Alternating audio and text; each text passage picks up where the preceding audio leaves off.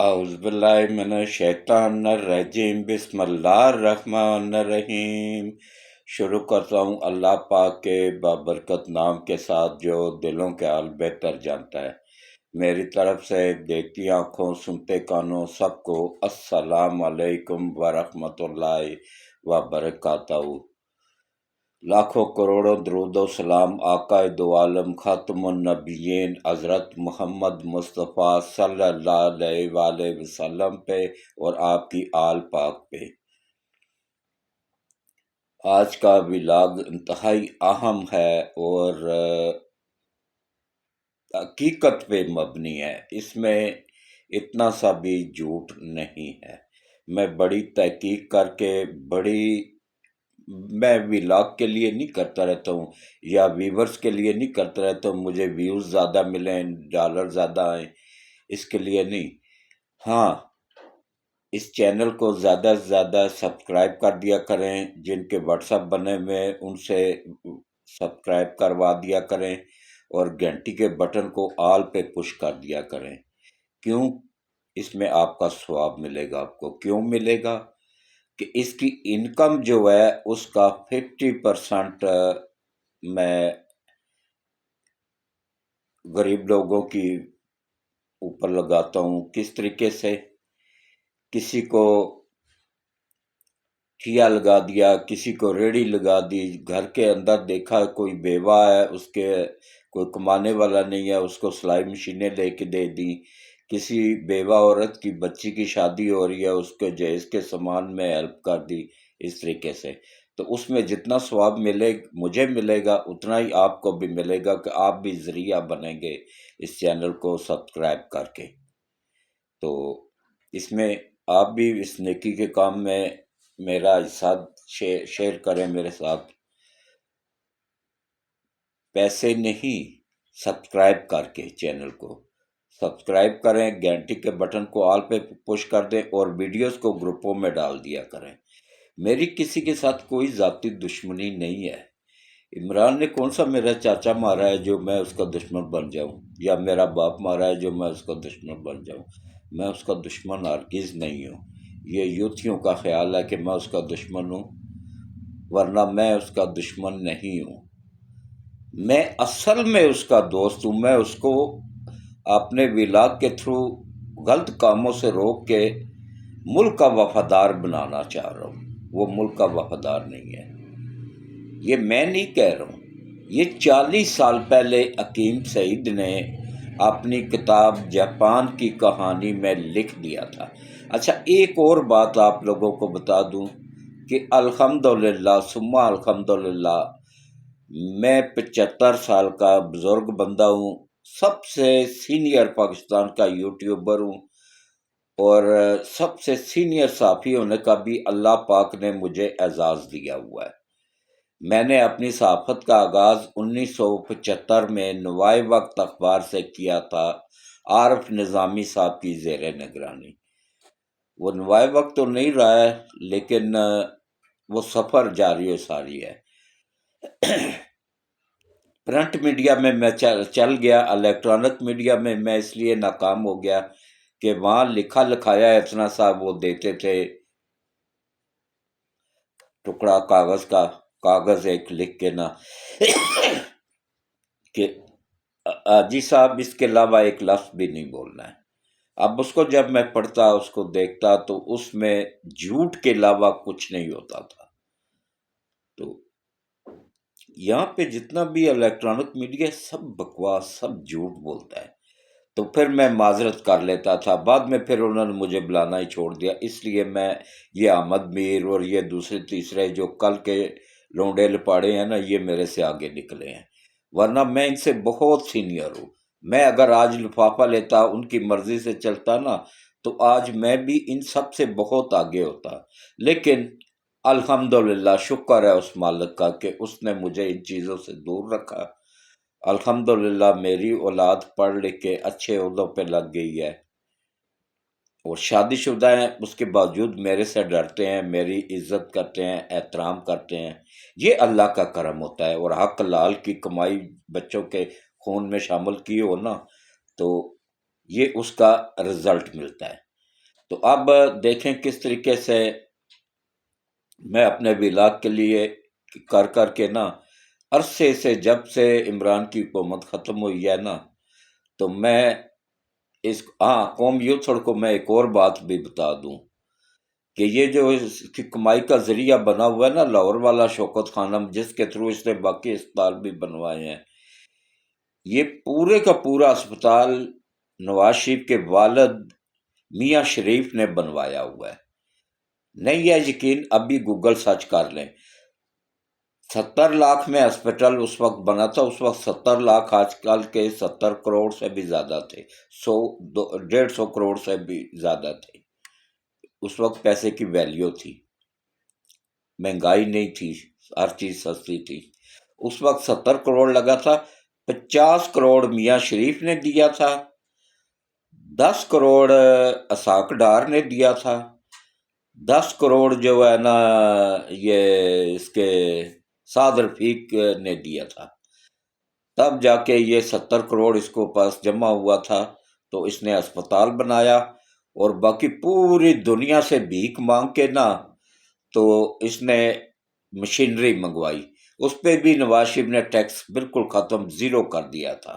اس طریقے سے یہ اسپتال بنا تھا، اور یقین جانیے یہ صدقہ خیرات کھاتا تھا، چندہ اکٹھا کرتا تھا، وہ کھا جاتا تھا۔ اس کی شروع سے ہی عادت ایسی تھی۔ اس کے والد بھی کرپشن کے کیس میں وابڈا سے سسپینڈ ہوئے، ابھی گوگل سرچ کر لیں۔ پھر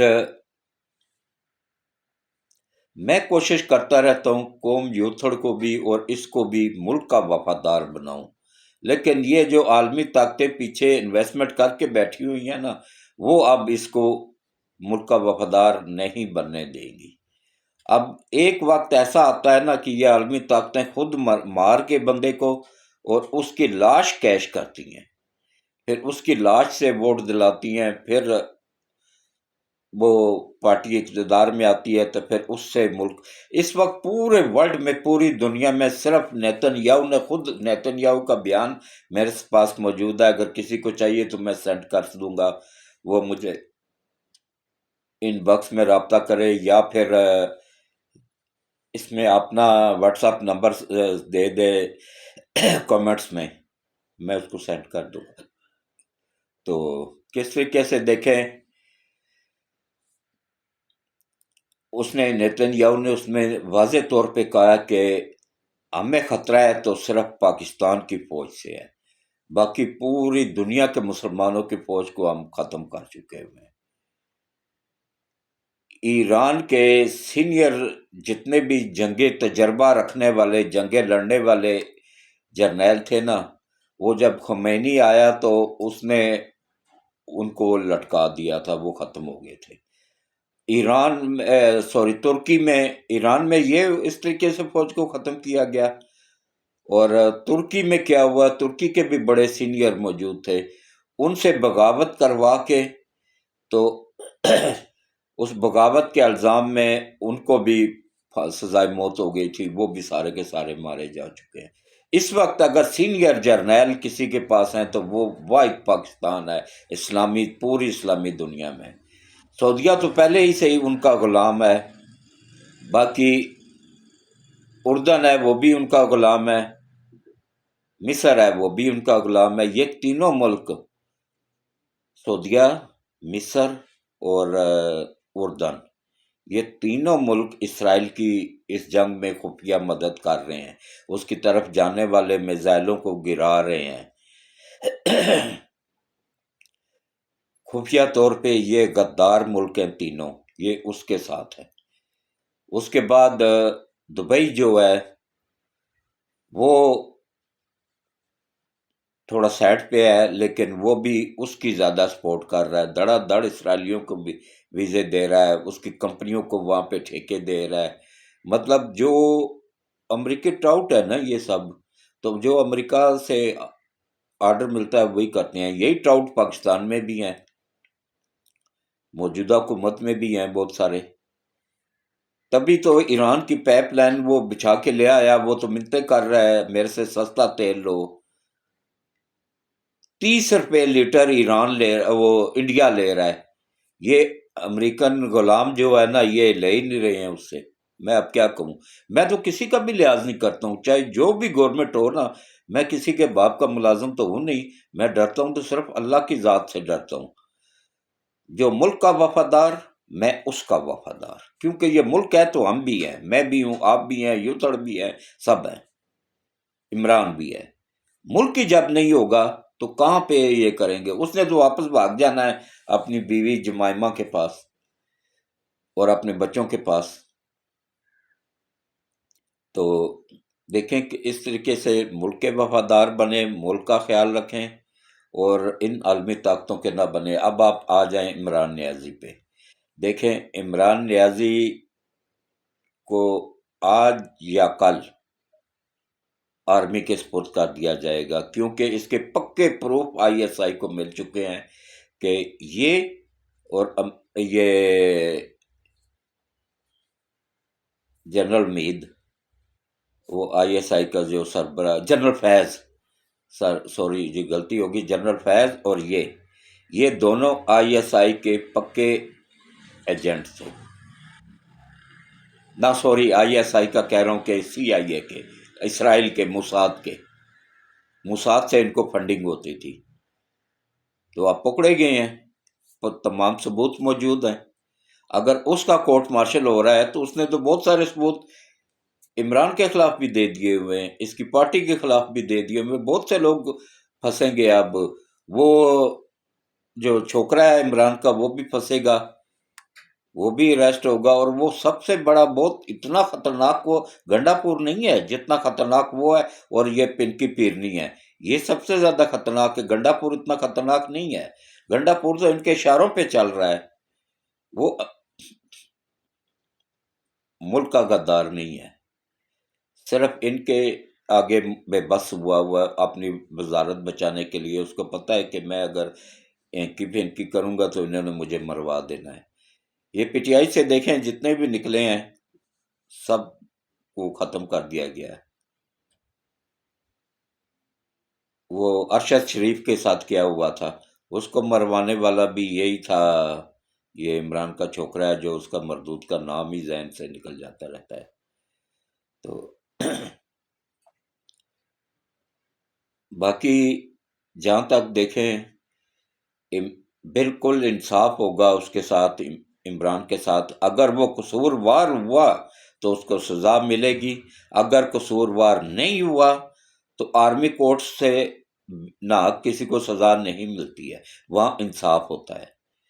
क्योंकि उनकी ट्रेनिंग ही इस तरीके से हुई होती है ना, कि उन्होंने सबूत देखने होते हैं। सबूत देख के ये अदालतों में उनके सहूलतकार और टाउट जज बैठे हुए हैं ना, जस्टिस गुल हसन जैसे, ये टाउट हैं। ये नोट देख के फैसला करते हैं, डॉलर देख के फैसला करते हैं ना। लेकिन जो आर्मी की अदालत में बैठा होगा ना, वो ना नोट देखेगा ना डॉलर देखेगा, वो सबूत देखेगा।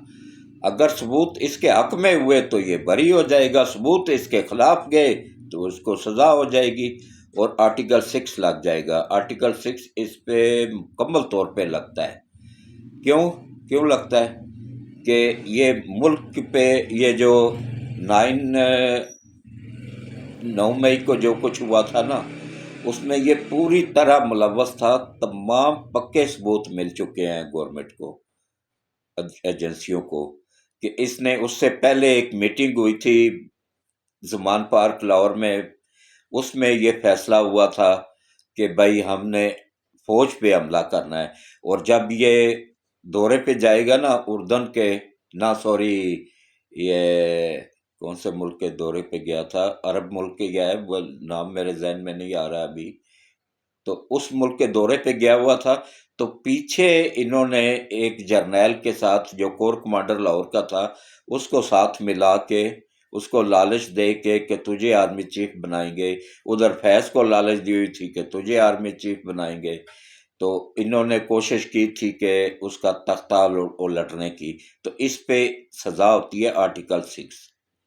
उसमें कम से कम सजा उम्र कैद है और ज्यादा से ज्यादा सजाए मौत है। दोनों में से एक सजा अब इमरान नियाजी पे लागू होगी। یہ میری بات آپ لکھ کے رکھ لیں، اگر جھوٹ ثابت ہوئی تو میں پوری قوم سے معافی مانگ لوں گا۔ یہ پوری طرح ملوث ہے، پوری طرح عالمی طاقتوں کے فنڈنگ پہ چل رہا ہے، عالمی طاقتوں کے پیچھے لگا ہوا ہے۔ آپ لوگ اس کے پیچھے لگ کے اپنی جانیں نہ گوائیں۔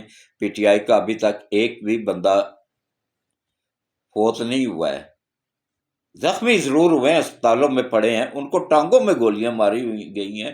ایک ایک گولی ٹانگ پہ لگ جائے نا تو کچھ بھی نہیں ہوتا ہے، اس سے بندہ مرتا نہیں ہے۔ یا پاؤں میں لگی ہوئی ہیں یا ٹانگوں میں لگی ہیں، وہ زخمی ہیں، سب کے سب ٹھیک ہے۔ ایک بھی بندہ اگر ہوتا نا تو پی ٹی آئی کا میڈیا اتنا فاسٹ ہے نا، اس نے اس کی قبر کیا کہ اس کو قبر سے نکال کے بھی عوام کو دکھانا تھا کہ بھائی یہ بندہ مارا گیا ہے، اس کے ماں باپ یہ ہیں، اس کے بہن بھائی یہ ہیں۔ ابھی تک کسی کا کوئی جنازے کی ویڈیو کسی کے پاس ہو یا کسی کا ماں باپ ملے ہوں، اور ایک بندہ جو پتہ نہیں کون سا عتیق عباسی کے کون سا تھا، جس کے والد اور بھائی کہہ رہے تھے جی ہمارا چھوٹا بھائی پڑھتا تھا، وہ بھی اب برآمد ہو گیا ہے۔ اس نے خود بیان دیا کہ میں ابو جی یہ فراڈ مت کریں، آپ کو پتہ ہے کہ میں کہاں پہ ہوں۔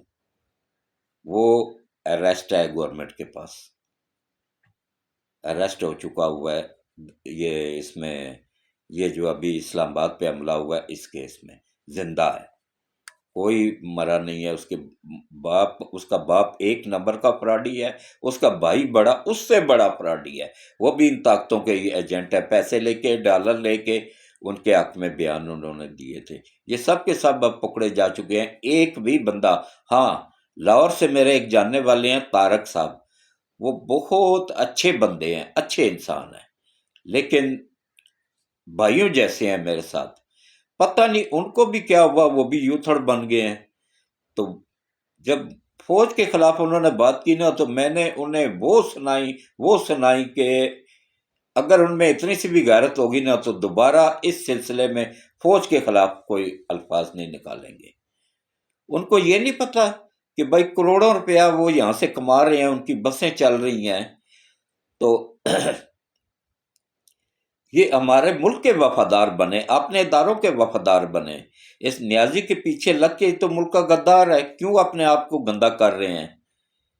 پٹھانوں کو تو اس نے بیوقوف بنایا ہوا کہ میں پٹھان ہوں، خان ساتھ لگا کے۔ نہیں ہے پٹھان، یہ نیازی ہے اور پنجابی ہے اور میاں والی کا ہے۔ پٹھان قوم تو ہے ہی جاہل، اس میں اکثریت جاہلوں کی ہے۔